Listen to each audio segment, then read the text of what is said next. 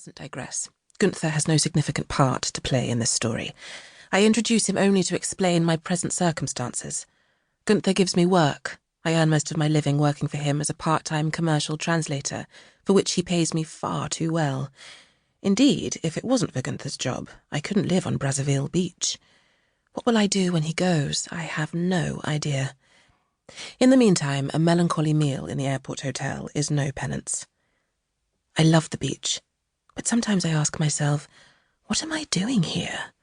I'm young, I'm single, I have family in England, I possess all manner of impressive academic qualifications, so why has the beach become my home? How can I explain it to you? I am here because two sets of strange and extraordinary events happened to me, and I needed some time to weigh them up, evaluate them. I have to make sense of what has taken place before I can restart my life in the world, as it were. Do you know that feeling? That urge to call a temporary halt, to say, enough, slow down, give me a break. Two sequences of events, then. One in England, first, and then one in Africa. Two stories to tell.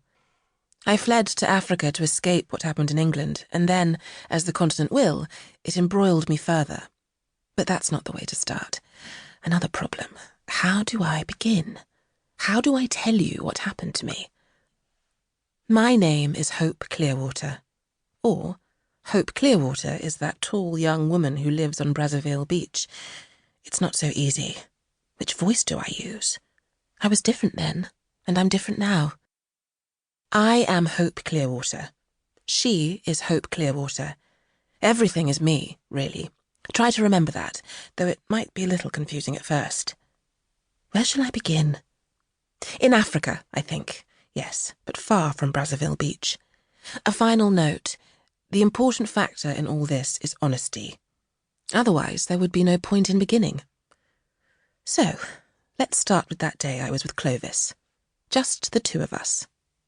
Yes, that's a good place.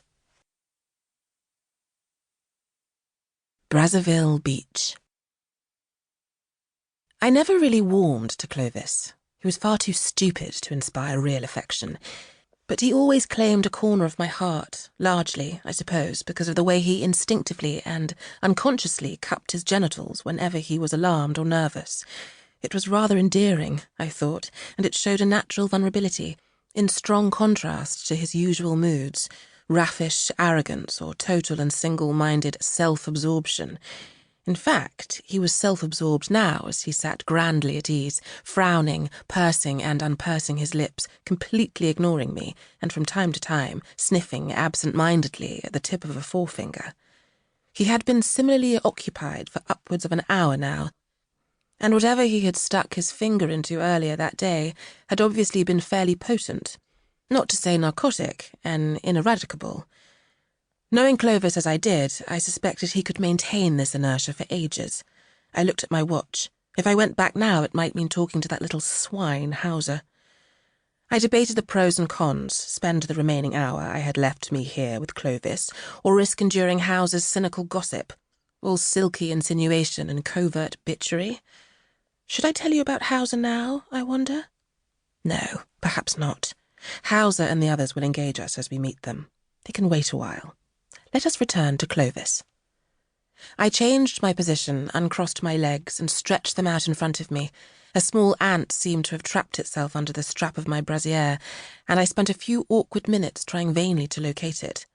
Clovis impassively watched me remove first my shirt and then my bra.